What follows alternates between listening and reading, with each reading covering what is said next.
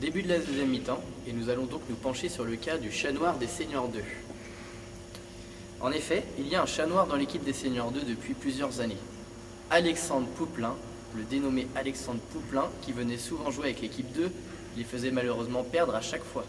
On ne sait pas si c'était de sa faute, en revanche il fut vite qualifié de chat noir pour l'équipe. Fort heureusement pour lui, cette série fut conjurée le 23 janvier dernier lorsque les Seniors 2 se sont déplacés au Fulter-et-Mijois avec Alexandre et ils se sont imposés. On peut remercier Alexandre de s'être déplacé autant de fois. Encore un moment émotion. Cette fois on se plonge sur le reportage de deux cadets du club, Charles et Mathieu, qui nous parlent d'un moment fort pour leur saison.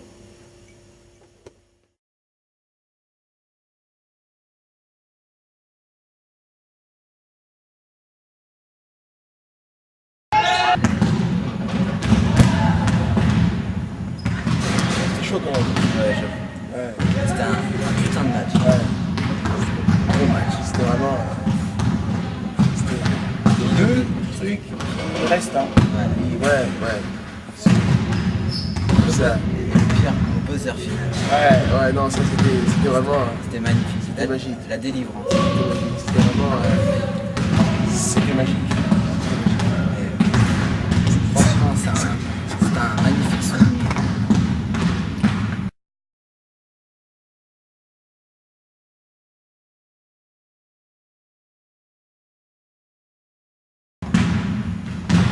L'équipe, je crois, c'était Salona.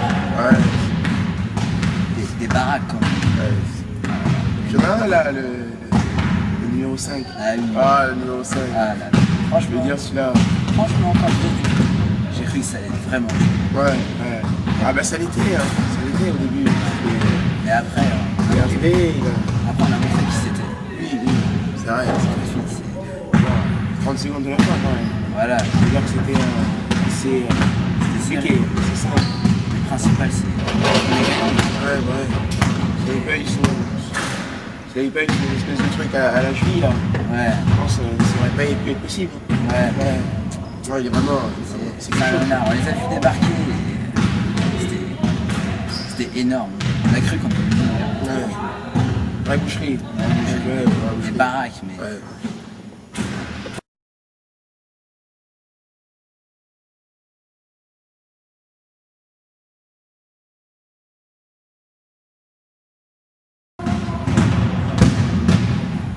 Et bah, tu vois, on était tous claqués, tu vois. On était tous vraiment, tu vois, on crachait nos poumons, tu vois.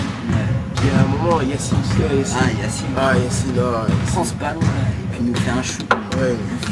On se demandait où il allait. Il a raflé le plafond. Ouais. Et là, Et ben, et là, on a entendu. ouais, C'était fini, c'était fini. fier de. C'était beau. Ouais. Mais après le buzzer, explosion. Ouais. Franchement, ce score phénoménal là. Combien 30, 38-35. 38, 35, ouais. Franchement, Ah non, franchement, ouais, on est trop fort. On va gérer.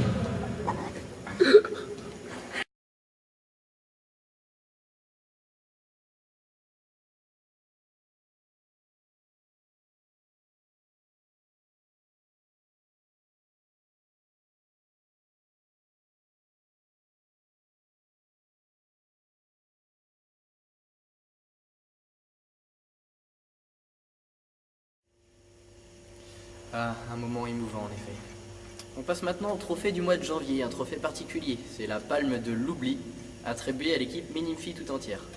En effet, le 30 janvier dernier, lorsque celle-ci devait se déplacer à Rousset-Villedieu, 1 heure de route, elles se sont rendues compte après 20 minutes de transport que Maëva, pour ne pas la citer, avait oublié le jeu de maillot, un jeu de maillot tout neuf, cela dit en passant.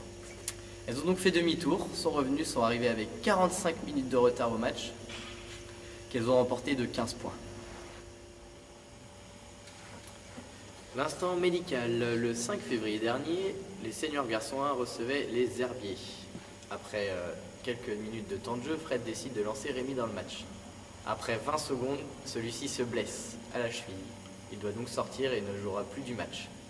Avec cet exploit, il possède donc le plus faible temps de jeu de la saison.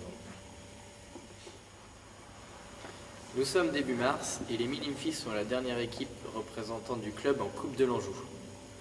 Voici donc quelques images de leur match et quelques interviews du coach.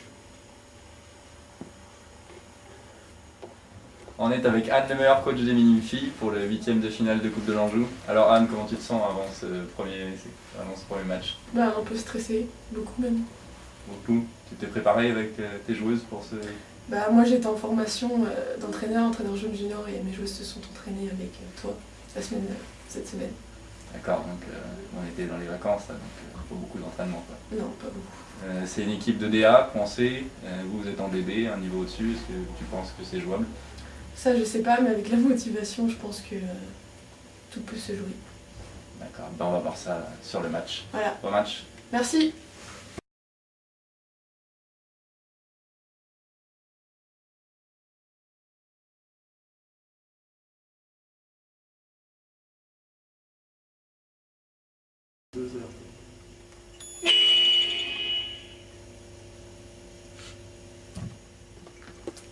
Tout de suite, on regarde un épisode de Ah bon?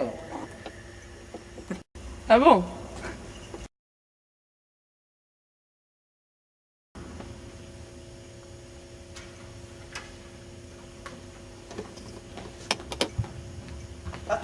Tiens, mais qu'est-ce que c'est que ça? Les nouveaux tracés? Mais qu'est-ce qui s'est passé, Tommy? Papa, continue. Je suis ton ami Tommy. C'est pas la peine de paniquer, je vais tout expliquer.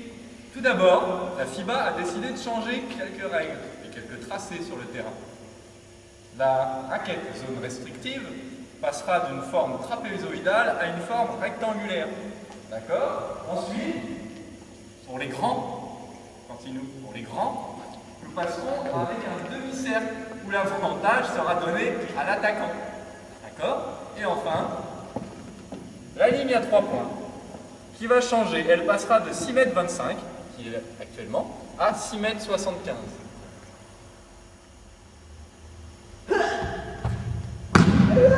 Mais c'est trop dur, Tommy! Comment je vais faire pour la saison prochaine? Hop, hop, continue. Pas de panique, ces nouveaux tracés ne seront applicables qu'en 2015 pour les niveaux départementaux et régionaux. Tu as tout le temps de t'entraîner. Ah bon?